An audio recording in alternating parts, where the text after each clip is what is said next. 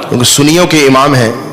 مجدد دین و ملت اعلیٰ حضرت عظیم البرکت امام علم و حکمت الشاہ امام احمد رضا خان رحمۃ اللہ تعالی، آپ سے سوال کیا گیا کہ اللہ رب العزت کی ذات کو اللہ صاحب کہنا جائز ہے؟ اللہ صاحب کہنا یہ جائز ہے؟ تو اعلیٰ حضرت عظیم البرکت امام احمد رضا خان رحمۃ اللہ تعالی نے اس پر باقاعدہ حدیث سے دلیل دی اور قرآن سے دلیل دی۔ آپ نے کہا ہاں اللہ کی ذات کو صاحب کہنا جائز ہے، جس طرح کہ رسول اکرم صلی اللہ علیہ وسلم کی حدیث میں یہ لفظ ہیں، اللہم انت الصاحب، اے اللہ تو ہمارا صاحب ہے، فی السفر، سفر کے اندر۔ یہ رسول اکرم صلی اللہ علیہ وسلم کی دعا ہے جو حدیث ہے ابو داؤد شریف کے اندر۔ تو اعلیٰ حضرت عظیم البرکت سے یہ سوال کیا گیا کہ رسول اکرم نور مجسم شفیع معظم صلی اللہ علیہ وسلم اللہ رب العزت کی ذات کے لیے کیا صاحب کا لفظ بول سکتے ہیں؟ تو آپ نے کہا سرکار کی حدیث میں یہ لفظ ہیں، نبی کریم صلی اللہ علیہ وسلم نے یہ دعا کی، اللہم انت الصاحب فی السفر والخلیفۃ فی الاہل والمال، اے اللہ تو سفر میں ہمارا ساتھی ہے اور ہمارے اہل میں، پیچھے گھر میں، مال میں،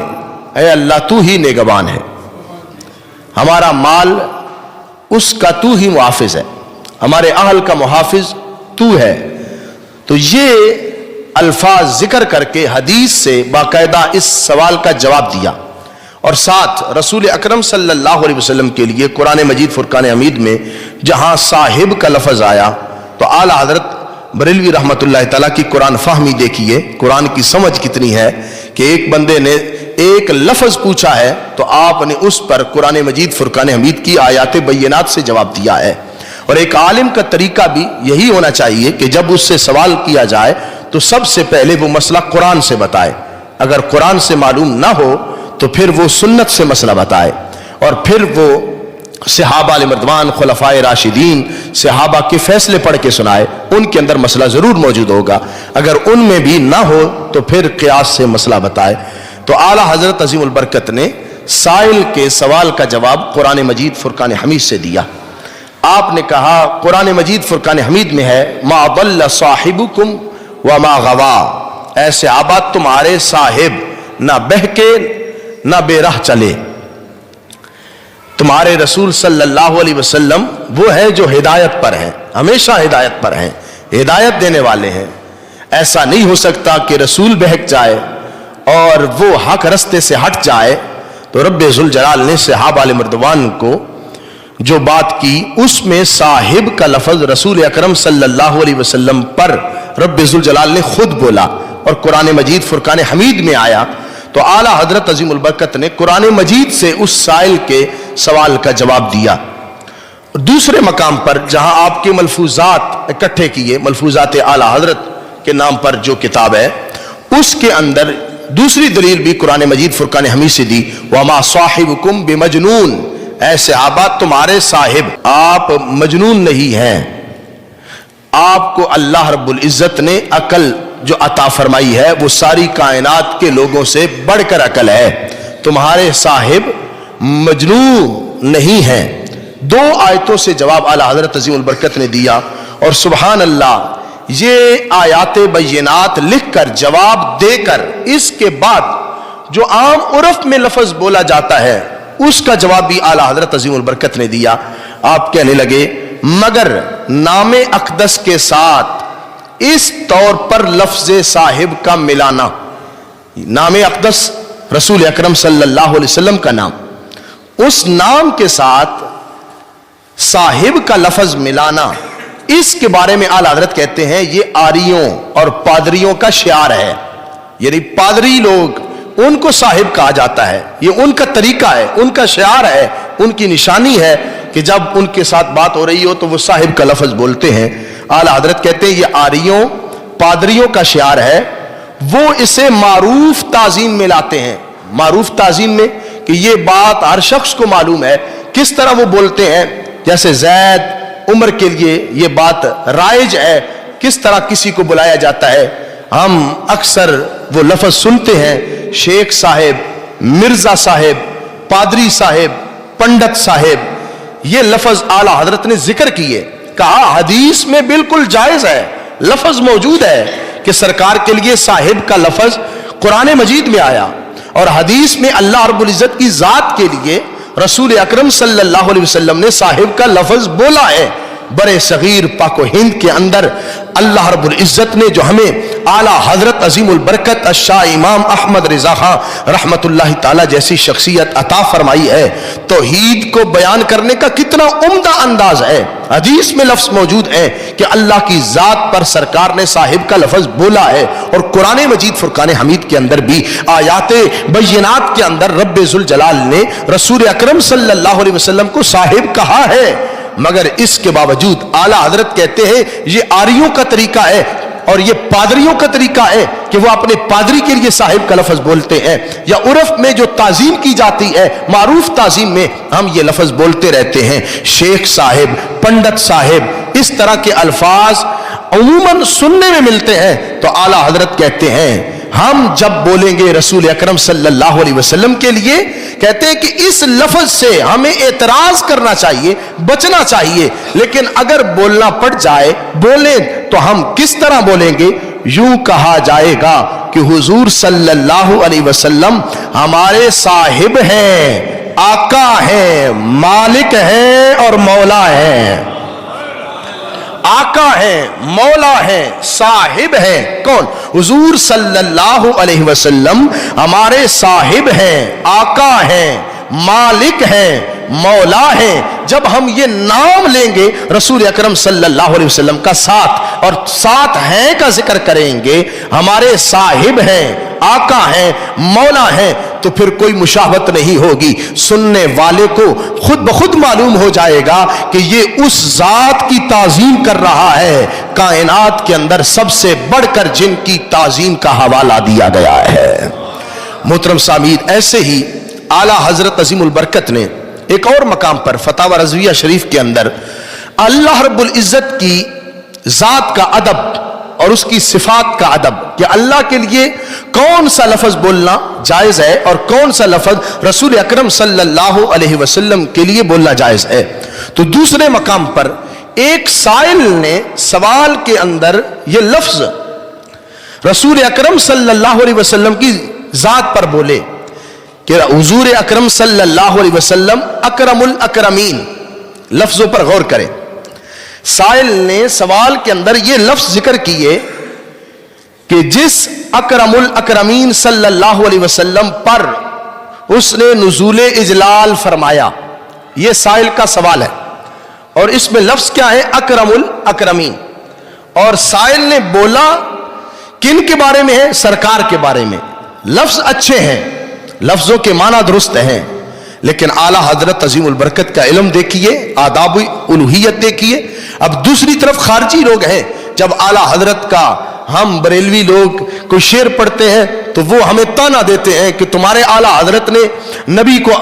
اللہ سے ملا دیا ہے، فرق معلوم نہیں ہوتا، جو اللہ کی ذات کے لائق ہے وہی تم نبی کے لیے باتیں کر رہے ہو. حالانکہ ایسی بات اعلیٰ حضرت نے نہیں کی. جہاں بھی بات کی ہے یہ بات کی ہے کہ اللہ کی ذات واجب الوجود ہے، مستحق عبادت ہے، کوئی نبی عبادت کے لائق نہیں ہے. عبادت صرف اللہ کی ہے، معبود اللہ کی ذات ہے، مسجود اللہ کی ذات ہے، اللہ کو ہی سجدہ لائق ہے، اللہ کی ہی عبادت ہے، اور اللہ کی ذات کے علاوہ کسی کی بھی عبادت نہیں. کوئی غوث، کوئی کتب، کوئی ابدال، کوئی نبی، کوئی رسول، کوئی پیغمبر کسی کے لیے سجدہ لائق نہیں ہے، اور کسی کو بھی ہم واجب الوجود مستحق عبادت نہیں سمجھتے، ہمیشہ رہنے والا نہیں سمجھتے. اللہ کی ذات بھی ازلی ہے، ہمیشہ ہے، وہ ہمیشہ رہے گا، اور اللہ رب العزت کی صفات بھی ہمیشہ ہیں، ہمیشہ رہیں گی.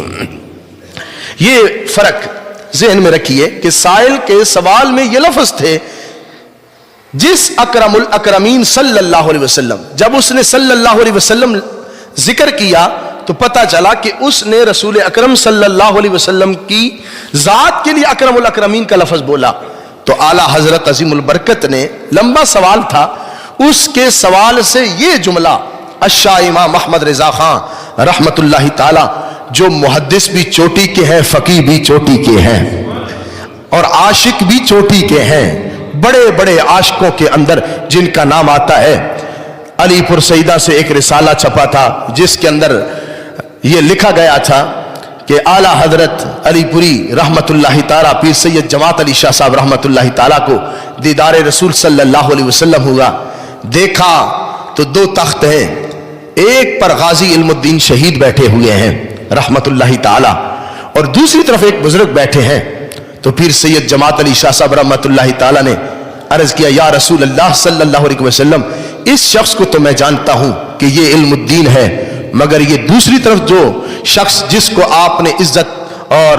تاج عطا کیا ہے، عزت کے منصب پر بٹھایا ہے، یہ کون ہے؟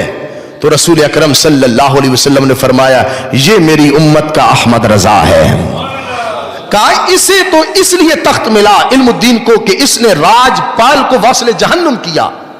اس نے رسول اکرم صلی اللہ علیہ وسلم کی توہین میں کتاب لکھی تھی،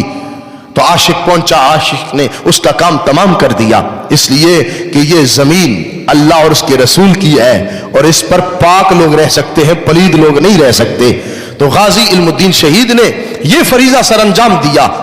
آپ نے اس کو یہ عزت کا تخت عطا کر دیا ہے، مگر دوسری طرف یہ شخصیت کون ہے؟ تو رسول اکرم صلی اللہ علیہ وسلم نے فرمایا، یہ احمد رضا ہے، اور اس کو یہ تخت ہم نے اس لیے دیا ہے، اس نے میری شان میں اور میری آل کی شان میں، میری آل کی شان میں، اہل بیت کی شان میں اس نے یہ شعر لکھا ہے، تیری نسلیں پاک میں ہے بچہ بچہ نور کا، تو ہے عین نور، تیرا سب گھرانہ نور کا۔ جب سے اس نے شعر لکھا ہے، اس کی قبولیت اتنی ہے کہ میری بارگاہ میں یہ شعر قبول ہوا ہے، اور اس وجہ سے رب ذوالجلال نے اسے یہ تخت عطا فرما دیا ہے۔ تو اعلیٰ حضرت عظیم البرکت کسی معمولی شخصیت کا نام نہیں، لوگوں نے غلط تعارف کروایا جو اعلیٰ حضرت عظیم البرکت کو برا کہہ رہے ہیں، وہ اعلیٰ حضرت عظیم البرکت کا یہ فتاوی رضویہ پڑھیں، انہیں پتہ چلے کہ شان الوہیت کیا ہے، آداب الوہیت کیا ہے، اور آداب الوہیت پر، شان الوہیت پر کس قدر اعلیٰ حضرت نے پہرا دیا ہے۔ ایک سوال پوچھا گیا تھا، سوال میں اور بھی الفاظ تھے، لیکن اس پر ضروری سمجھا کہ میں تبصرہ کروں۔ سوال کے اندر اکرم الاکرمین کا لفظ سرکار پر بولا گیا تھا، آپ کہتے ہیں مگر حضور اقدس صلی اللہ علیہ وسلم کو اکرم الاکرمین کہنے کی اجازت نہیں۔ کیا انصاف ہے، سبحان اللہ، عشق بھی ہے اور شریعت بھی ہے، ترازو برقرار رکھا ہے۔ عموماً جہاں آپ دیکھتے ہیں شاعری کا ذوق، وہاں شریعت کو پیچھے کر دیا جاتا ہے، جہاں شریعت کو دیکھا جائے وہاں عشق کی کمی ہوتی ہے۔ لوگ اکثر شریعت بیان کرتے ہیں لیکن شریعت کو بیان کرتے کرتے آداب سے خالی ہیں، عمل سے خالی ہیں، کچھ لوگ صرف بیان کرنے والے ہیں، مگر اعلیٰ حضرت عظیم البرکت وہ شخصیت ہے جنہوں نے آداب الوہیت کو بڑے خوبصورت انداز میں بیان کیا۔ کہنے لگے مگر حضور اقدس صلی اللہ علیہ وسلم کو اکرم الاکرمین کہنے کی اجازت نہیں، یہ نام پاک عرف میں رب العزت کے لیے ہے، یہ نام پاک عرف میں، یعنی عام طور پر جو مشہور ہے، لوگ بولتے ہیں اکرم الاکرمین، تو یہ نام پاک عرف میں رب العزت کے لیے ہے۔ ایمان سے بتاؤ کہ اللہ رب العزت کی توحید کو کتنے خوبصورت انداز میں بیان کیا اعلیٰ حضرت نے۔ اور اس کے بعد کیا لکھتے ہیں، رہی بات یہ کہ حضور اقدس صلی اللہ علیہ وسلم آپ اکرم الاولین والآخرین ہیں، اول بھی کہا آخر بھی کہا۔ یہ گزشتہ سالوں میں ایک بات چلی تھی جس میں یہ کہا گیا کہ سرکار آخری نبی ہے، اول نہیں ہے، حالانکہ رسول اکرم صلی اللہ علیہ وسلم کو رب ذوالجلال نے نور کے حوالے سے آپ کو اول بھی بنایا ہے اور وجود کے اعتبار سے آپ کو آخر بھی بنایا ہے، کہ آپ دنیا کے اندر آنے کے لحاظ سے آخر میں ہیں، عالم ارواح میں آپ کا نور ساری چیزوں سے پہلے تخلیق किया गया। और ये बात आप मिलादुन्नबी सल्लल्लाहु अलैहि वसल्लम के जलसों में सुनते रहते हैं कि हज़रत जाबिर ने यह सवाल किया था कि सबसे पहले या रसूल अल्लाह सल्लल्लाहु अलैहि वसल्लम अल्लाह ने किस चीज़ को पैदा किया? तो रसूल अकरम सल्लल्लाहु अलैहि वसल्लम ने फरमाया, ए जाबिर, अल्लाह ने सबसे पहले तेरे नबी के नूर को पैदा किया, अपने नूर से पैदा फरमाया। तो ये सवाल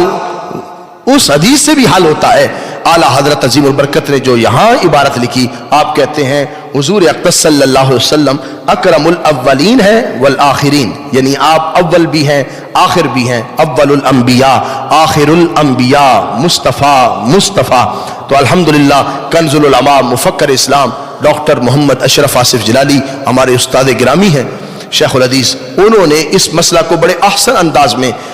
उम्मत को समझाया कि सरकार दो आलम सल्लल्लाहु अलैहि वसल्लम अव्वल भी हैं आखिर भी हैं। अव्वलुल अंबिया आखिरुल